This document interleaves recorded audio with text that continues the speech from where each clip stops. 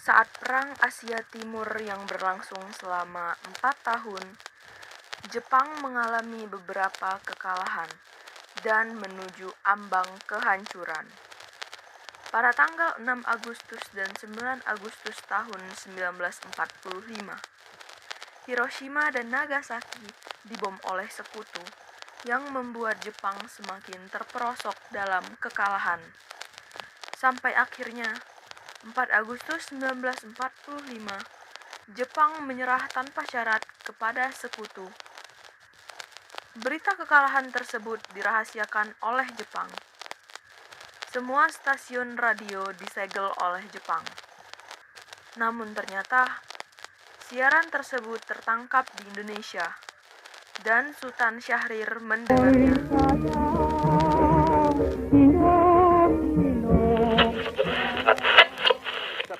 Of the Potsdam Declaration, which specifies the unconditional surrender of Japan. And as we told you just a couple of moments ago, Prime Minister Attlee just stated that the surrender of arms was authorized by the Emperor in official Japanese reply, carrying a full approval.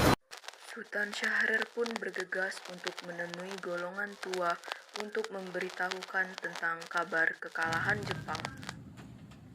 Jepang sudah menyatakan kekalahannya. Bagaimana dengan kemerdekaan kita? Jepang sudah menjanjikan kemerdekaan untuk kita. Lebih baik kita menunggu saja. Kita harus memanfaatkan momen kekalahan Jepang agar Indonesia lebih cepat merdeka, Pak. Bantah, lebih baik ikuti saya. Baiklah kalau begitu, Pak.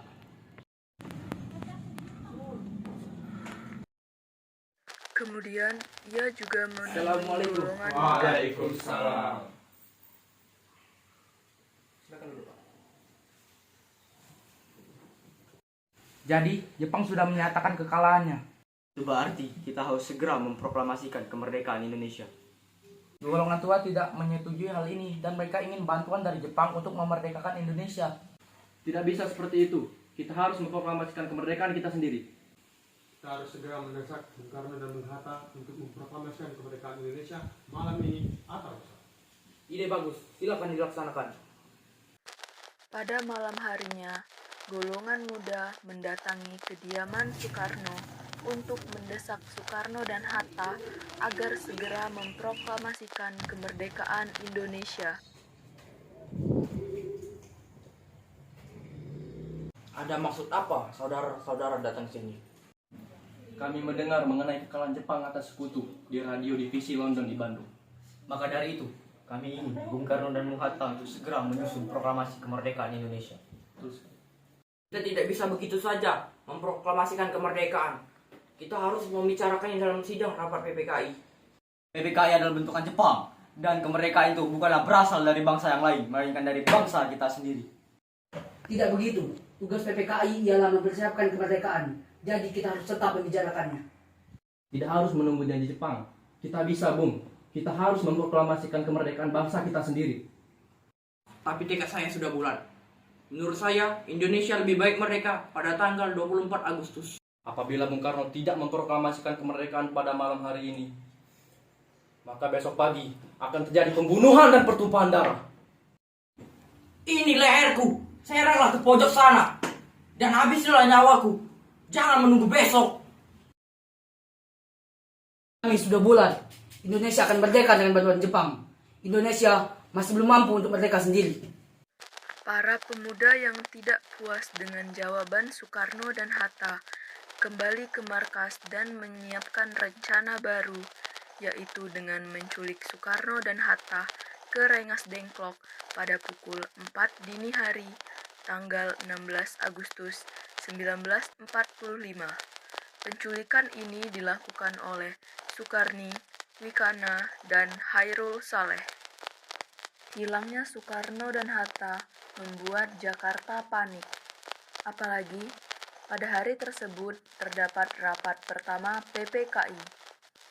Subarjo yang pada malam sebelumnya turut hadir dalam perdebatan antara golongan muda dan golongan tua berupaya mencari Soekarno. Ia berkeliling ke beberapa lokasi, termasuk markas Jepang, namun nihil. Dia curiga bahwa para pemudalah yang menjadi dalang di balik hilangnya Soekarno dan Hatta.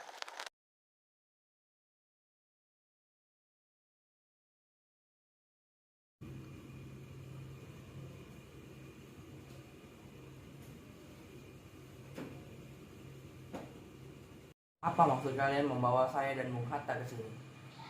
Tujuan kami adalah untuk membahas proklamasi kemerdekaan kembali, Bung. Berapa kali kami tekankan, Indonesia akan tetap merdeka di bawah campur tangan Jepang. Indonesia masih belum mampu untuk merdeka sendiri. Harus berapa lama lagi kita menunggu janji Jepang, Bu? Kita harus segera memproklamasikan kemerdekaan sekarang juga. Ini adalah peluang besar untuk kita merdeka, Bung. Jepang telah kalah, apalagi yang kita tunggu? Kami ingin merdeka dari hasil jeripayah kami sendiri, Bung. Bukan dari Jepang. Apakah semua ini mungkin kita lakukan? Tentu saja, Bung. Baiklah, kita akan memproklamasikan kemerdekaan. Setelah seharian disekap, pada pukul 10 malam, Soekarno dan Hatta tiba di Jakarta dengan diantarkan oleh Subarjo dan segera menggelar rapat di rumah Laksamana Tadashi Maeda. Disinilah teks proklamasi kemerdekaan akhirnya dirumuskan. Silakan gunakan kertas dan pulpen ini untuk menulis teks proklamasi.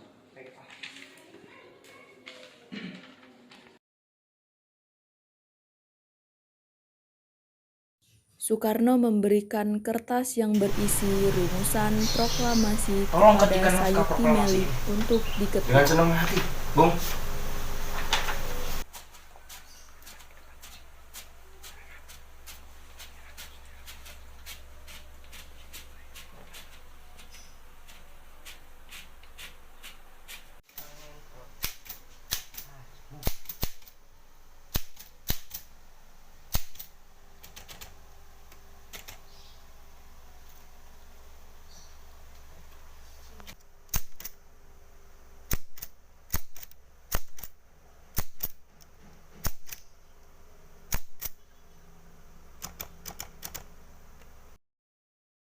Pada tanggal 17 Agustus Putih untuk proklamasi 1945, Soekarno meminta Fatmawati untuk menjahit bendera merah putih yang akan dikibarkan setelah pembacaan teks proklamasi.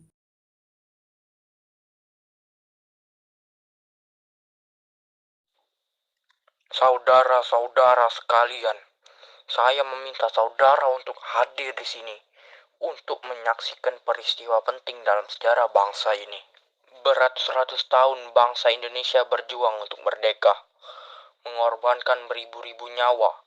Kita jatuh bangun menyusun kekuatan untuk menggapai cita-cita Indonesia. Semalam, kami para pemuka rakyat Indonesia dari berbagai penjuru Nusantara bergabung untuk memusyawarahkan kemerdekaan bangsa kita. Inilah saatnya bagi kita untuk mengobarkan api revolusi kemerdekaan Indonesia. Saudara sekalian, dengan ini kami menyatakan kebulatan tekad kami.